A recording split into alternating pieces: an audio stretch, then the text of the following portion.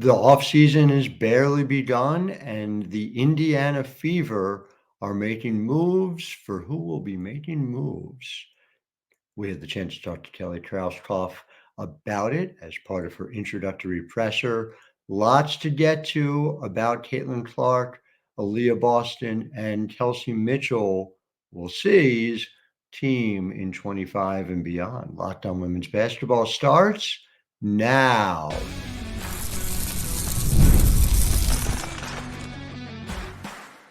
You are Locked On Women's Basketball, your daily podcast on women's basketball. Part of the Locked On Podcast Network, your team every day. Happy Tuesday and happy Game 5 of Lynch Sun for all who celebrate. We will be talking all about that, of course, tomorrow morning. Welcome to Locked On Women's Basketball.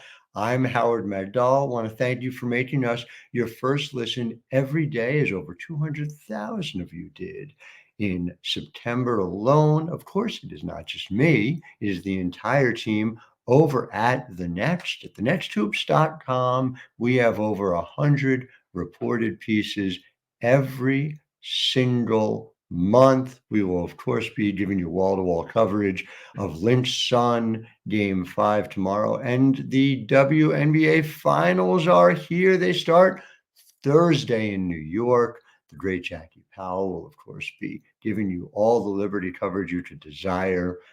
Help us out, subscribe, support the work. We're here doing the work. $9 a month, $72 a year. You get over 100 reported pieces, 6 podcasts a week, all devoted to the past, present, and future of women's basketball. We need your help.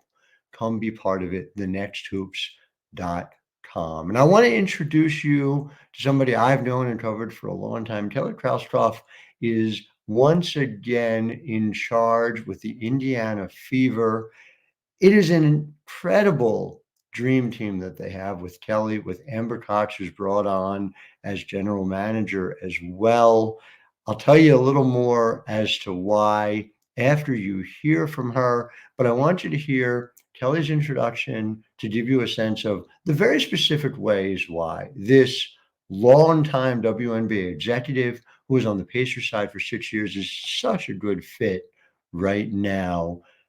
Listen to what Kelly has to say. Back to talk about it in a minute. I'm Howard Megdal. You're listening to Locked On Women's Basketball. Good to be here. Good to see some familiar faces. First of all, I just want to start by saying anytime you're asked to return to a place that you helped build, you had a hand in building, it's special. So I certainly wasn't, thinking of this as an option at the point in my career where I am, but I'll say Mel Raines is a good recruiter. I'm going to have her help me with some free agents. So I'm really grateful to Mel, to Herb Simon, the Simon family, for trusting me to be the steward of the franchise again. I mean, this is a seminal moment in women's sports. It's a big opportunity to be a part of this rising tide that we're all experiencing. I think being a part of the first 18 years and building the franchise from the beginning gave me a lot of insight, institutional knowledge, 6 years on the NBA side, to be ready for this moment, to leverage all that experience, and certainly look at this as a new business. There's a huge amount of gratitude, I would say, to Lin Dunn and to Allison Barber for everything that they did to kind of stabilize and get things pointed in the right direction as well. Those are some tough years. You don't get 2 number 1 picks in the draft by having a great team and great years. You go through some peaks and valleys. So I really feel like we're poised and we're set up for a great, successful next era of Fever basketball. All right, thank you, Kelly. We'll start with questions in the room. Tony in the stars. Kelly, you said you weren't, super sure that this would even be an option for you. When did this come together for you, and what was the process of getting you from Pacers back to here? Yeah, I mean, first of all, I would talk to Lynn quite a bit. I would say she would text or call me all the time. I mean, being in management, going from coaching into management, and we had a lot of, how did you do this, or how would you do that? And so there was a lot of conversation. Probably towards the end of the Fever season, we had a casual conversation. Allison had told her she was going to be leaving.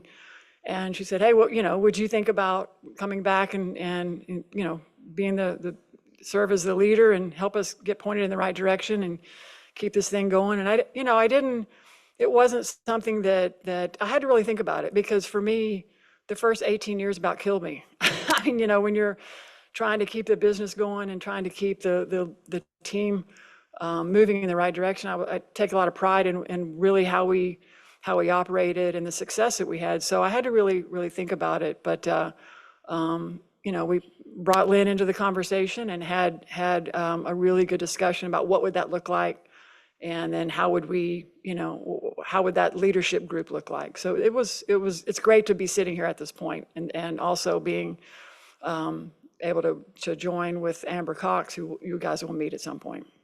Go Chloe, then we'll go Bob. Yeah, just with your 6 years on the NBA side of things, just how did that give you a different perspective that you can now bring back to the Fever? The NBA is such a mature league. I mean, there's so many great takeaways. I think, I went into it with eyes wide open. What can I learn from this experience? What can I add? But what can I also learn? I think, I'm a lifelong learner. I love the game. I mean, this is in my DNA.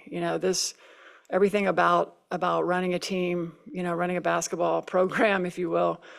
It's really who I am. It's my passion. And I think being able to leverage that experience, being embedded with Kevin Pritchard and Chad Buchanan in those daily meetings and talking about building the roster, it's very similar to what I did really for 18 years. The difference is the contracts are a lot bigger, the resources are a lot more, but there's so many things about running the team, putting together rosters that are really the exact same. So learning from them, everything from just the level of the business of the contracts, all of the ways that you can put teams together, those are things that I'm going to be ready for, because as we go into a new CBA, or we go into potentially a new way to do business, I'm going to be ready for that. Go Bob, then go Scott. What elements does this team need to take that next step, and how does free agency enter into the equation? Yeah, I mean, it's clear that we have two foundational players, probably three. You get two rookies of the year in a row with a front court player in Aaliyah Boston, Caitlin Clark, and then Kelsey Mitchell. I mean, I think that the veteran leadership that Kelsey was able to provide, we need to help her. We need to add to that. I spent a lot of years just trying to add experienced players around Tamika Catchings, because it was really, veterans that have been in the foxhole and have been together. Those are ways that elements of success. It's not a magic bullet. There's not a quick fix, but I do think this team needs a little bit more experience, probably some more size. And if you look at the teams that are in the playoffs right now, they're loaded with players who have been there. We go Scott, then we got one on Zoom from Howard. Kelly, we know you're big on culture. What do you want to reestablish with this franchise in terms of culture, and what have been some of the big picture observations that you've been able to evaluate over the last couple of weeks in particular? Well, I have high expectations, and I have high expectations first of myself, and then I have that of our staff and of our team. So number one, this is a place where players can come and get better and be surrounded by an organization that supports you. They're going to have everything they need to be successful. So if you have the right DNA and you love the game and you love to compete, then you're going to be a great fit, with this team, because we're about winning. I mean, this is a winning franchise. We've had constant success of winning and being in the playoffs. And, my plan is to return us to that level of consistency. And that takes commitment. That takes players that really are invested in being great players and being a great team. So a couple of things I really want to highlight here in segment one. Segment two, segment three, we would get into more of where the rubber hits the road. But Kelly spent formative years, 18 years, running, operating the Indiana Fever, spent time in the league office, working with Val Ackerman. This is somebody who understands the W in her bones. This is also somebody who has operated at a different business speed, the NBA, over the past 6 years. And let's be real about this. The 2025 Indiana Fever, business-wise, are in a very different place than they were when Kelly left in 2018 to go over to the Indiana Pacers side. This is, and you heard her talk about it, the NBA is a mature business. I've made this comparison on the show before. I will do so again. The NBA and men's sports is a developed economy. The WNBA and women's sports is a developing economy. This is not a slight. This is a reflection, in fact, that your percentages can go up exponentially more. There is more growth potential there. Having someone there to be able to do it, having someone who can work with Amber Cox, who, again, Amber was in Phoenix and helped build a championship team around Diana Taurasi. Amber was in Connecticut and built a contending team that is still contending for championships as well. She's done on the business side. In addition to this, having the two of them as partners working on both the business side and the basketball side, remarkable. And we must talk about Lin Dunn. We'll talk more about her in segment 3 as well, but Lin Dunn did this. Lin Dunn, who, and I reported this in my book, Rare Gems, Lin Dunn made a Godfather-style offer to Cheryl Reeve to try and get her to come from Minnesota to Indiana several years ago. This is not the ushering out of somebody. This is in Lin Dunn, somebody who came back, who served the game of women's basketball once again, who served the Indiana Fever once again, who turned them into, I mean, what team would you take the future of ahead of the Indiana Fever at this point? And that is Lin Dunn. Yes, you have back-to-back number one picks, but making sure to maximize those number one picks and create around them, Aaliyah Boston and Caitlin Clark, is something that Lin Dunn did. So segment 2, we are talking about how you do it and where Kelsey Mitchell plays a part. You heard her say, that is Kelly, 2, maybe 3 foundational players. 2 or 3. I asked her about it and what it all means. We'll talk about that in just a minute. But first, Locked On Women's Basketball is brought to you by FanDuel. And hey, NFL fans, it turns out that the New York Giants aren't going to go winless this season. So you may have already taken advantage of this. You was a big return on FanDuel if you knew that was coming. I did not. If you place your first $5 bet, you will get $200 in bonus bets guaranteed over at FanDuel. Again, you can go over the FanDuel app, check out the latest stats, view live play-by-play, and so much more on the same page where you place your bets, and then make that $5 bet. Get that $200 in bonus bets guaranteed, just sitting there for you. Visit FanDuel.com today. Howard Megdal here, Locked On Women's Basketball. So segment 2, and Kelsey Mitchell, we've had her on the program. We've talked about it. A true great in this league who has gone through all of the rebuilding in Indiana and hit free agency, going to be highly sought after. I don't know that there is a bigger difference maker on the free agent market than Kelsey Mitchell. Indiana Fever have a job to do to make sure that she stays. She is skill-wise the perfect complement to Caitlin Clark in the backcourt, the perfect complement to Caitlin Clark and Aaliyah Boston. She spaces the floor. She has the speed, the two-way skills. Kelsey Mitchell is a really important figure for the Indiana Fever's offseason. I would argue the most important for them, certainly, and maybe the most important decision that we'll see in the WNBA offseason. We're talking a lot about Kelsey Mitchell this offseason, but listen to what Kelly has to say about Kelsey and also about the way she's going to work with Amber Cox. I'm Howard Megdal. You are listening to Locked On Women's Basketball. Got one on Zoom from Howard Megdal, then we'll go back to Dave Calabro in the back. Howard, go ahead. Kelly, welcome back. I two, if I can. First one is just, you mentioned Amber, obviously, and you both have a significant amount of experience, not just on the business side, but on the basketball side. I'm sort of wondering how the rubber hits the road, what that looks like together. And the other is you talked about 2, maybe 3 foundational players. I would imagine that third being Kelsey Mitchell. If you can just kind of take me through where and how you think that negotiation is likely to go. Okay. Yeah. So, Kelsey, I mean, I'll start with Kelsey Mitchell. She was a player that was drafted in the last group that I was part of. So Pokey Chapman was our coach and GM. I went to see Kelsey play at USA Basketball in Santa Barbara at one of their workout camps, and I called Pokey and I said, I'm watching our draft pick right now. I mean, she's she's going to be a star, this player. I mean, she's going to be a dynamic guard for us for years to come. So, we wouldn't be where we are today without Kelsey Mitchell. I mean, she's clearly a very foundational piece.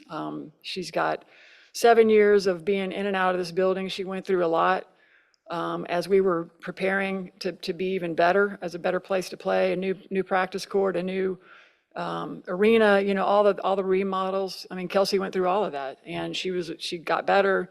She never put her head down. She kept playing hard and did everything she could. So she's extremely important to the success of the future. We intend to, have lots of conversations and make sure she knows that, but I think she does know that. And look, Amber and I, we're both, as general managers, she's going to be doing a lot of the day-to-day groundwork. For me, we're both going to be talking to agents. We're both going to be talking to the team. We'll be making those basketball decisions together, but, and certainly have our scouts out and making sure that we're covering what we need to cover. But looking forward to working with her. She's been a part of really building a lot of different teams. So she brings in varied experiences, knows a lot of people around the league, a lot of agents. So looking forward to working with her. Thank you. So again, there was a lot in that answer, right? The Indiana Fever have money to spend. They need to spend it and max out bringing Kelsey Mitchell back. Kelsey Mitchell makes so much sense for this team. She had the best year of her career here in 2024. Her heart was heavy. She was playing with the loss of her father this past offseason. She was playing through an ankle injury that cost her essentially all of training camp. She is a primary reason, along with Caitlin, along with Aaliyah, that this team, they started slow, but they finished 18-12. This team over the final 3 quarters of the season was as good as the top of the league. And in a different matchup, may well have advanced, may still be playing in a different matchup. You don't start 2-9, and you probably have a different seeding and a different path in the WNBA playoffs. All of which is to say that I am fascinated to see how Indiana does with keeping her. But here's the thing. You have Kelly and Amber to sell the future of the Fever here. Continuity and new voices and ability to understand what they can be off the court and on the court. And so in segment 3, we're going to hear a little bit about that, because Kelly talked about the opportunity in front of the Fever. She made a comparison that I find utterly fascinating. So we're going to get to that. Let her make that comp. Talk a little bit about what the Caitlin Clark future is, business-wise. You can't separate the two, and that's the beauty of bringing Kelly in, by the way. Segment 3 coming shortly for you. Howard Megdal, you're listening to Locked On Women's Basketball. But first, Locked On Women's Basketball is brought to you by Game Time. And we've talked about this, but again, the Game Time app offers all these opportunities, right? Last minute tickets. I got friends all over the Philadelphia area eager to go see the Phillies. You can go do it last minute. Grab those tickets. Those deals pop on the Game Time app. I have friends who are dying to get into Barclays Center this weekend, and why not? For the New York Liberty, playing for a chance at their first WNBA title. Game Time app allows you to see not just where you're sitting, but what your view is from that spot. Get the all-in pricing. You can turn on the feature. You must turn on the feature to see it. But then you're seeing it's not with fees. It's just everything. Bottom line, what you're paying. Get a panoramic view of your seat from where it is you do it. And by the way, we got some extra savings for you here on the podcast. Download the Game Time app, create an account, and use the code LOCKEDONNBA for $20 off your first purchase. Terms apply. Again, create an account and redeem code LOCKEDONNBA for $20 off. Download Game Time today. What time is it? It's MLB playoffs time. It's WNBA finals time. Oh, it's game time. Back here, segment 3, Howard Megdal here with Locked On Women's Basketball. And my goodness, the future is bright for the Indiana Fever. Here's Kelly Krauskopf talking about what the brand can be with Caitlin Clark. Back row, Dave, then we go to Pat. Welcome back. How do you build and sustain off of this Caitlin Clark buzz that we've been experiencing here? I mean, it's been a great year, but how do you make it even bigger and move on from this? Yeah, I think that, we've seen that such a huge inflection of attention, and, her play, just the way she plays the game, I think that's going to be sustainable. There's clearly, there's something about the way she plays the game, her passing, her shooting, that people really identify with. And our backcourt, I think, is probably going to be one of the best in the league between her and Kelsey. It's a dynamic duo right there. But I think we're going to work at it. We understand. I've been through this, not to this level, but we've had points where, incremental points where we've had, the tide lift a little bit and then go back down. So, we're going to work at making sure that we capture all the opportunities to make sure these fans are important to us, that we want to sustain the growth and the interest level in the franchise. I mean, this is about the Indiana Fever. Yes, we have a foundational player in Caitlin Clark and Leah Boston, and, we're going to continue to add to that. But I want this team to be the leader in the country, and, a brand, an enduring brand, like Apple or something. I mean, we have a real opportunity here. So I think that's a goal for the future is, it's always about your players. I was raised by Donnie Walsh, and, it's not about me, it's about our players. And I want to put them out front. These are dynamic women. They're tremendous people, and they're just tremendous basketball players. So we're going to look for, ways to continue to grow that. So did you hear that? Did you hear the comparison? Apple. That's what we're talking about here. We're talking about being able to brand in a way that will be appealing, not just to retain free agents like Kelsey Mitchell, but bring other free agents in. The opportunity, you can talk about Caitlin shooting all you want. Caitlin Clark's passing is going to lead people to want to come play there. It's what led to Katie Lou Samuelson wanting to join that team. It's an opportunity, quite frankly, to join a team that is obviously on the cusp of enormous success off the court and on the court. Kelly was quite frank. She wants another title. She helped build the team that won a WNBA title in 2012, came this close in 2015 against the Minnesota Lynx, and they have a chance to do it again and very soon. And then the Fever have a chance to make a lot of money while they're doing it, to invest in the future. It's just a huge opportunity. I cannot make this any clearer. It's a home run hire. It's a home run hire with Kelly. It is a home run hire with Amber. I have covered them both for years, so I can tell you this. They know what they're doing. They know how to do this.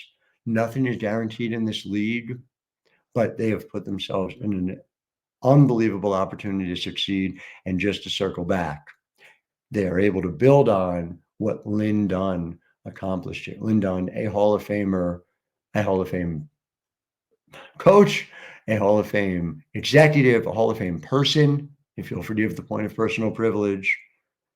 And Lin Dunn did it again, and now a chance to grow from here. So I cannot wait to see all of it come together. Much more to talk about this offseason that's coming. But man, this season is not over yet. Lynch Sun tonight. Make sure you watch it. It's going to be incredible.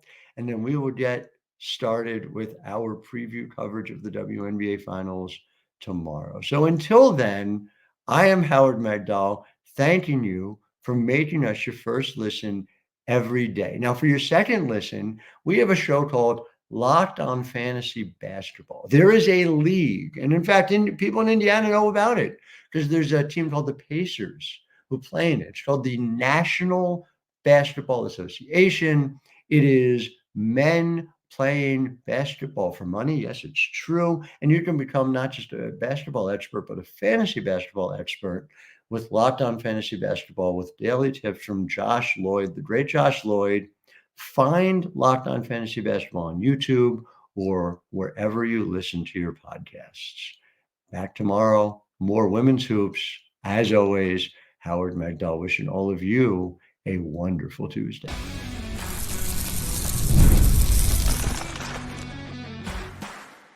You are Locked On Women's Basketball, your daily podcast on women's basketball. Part of the Locked On Podcast Network. Your team every day.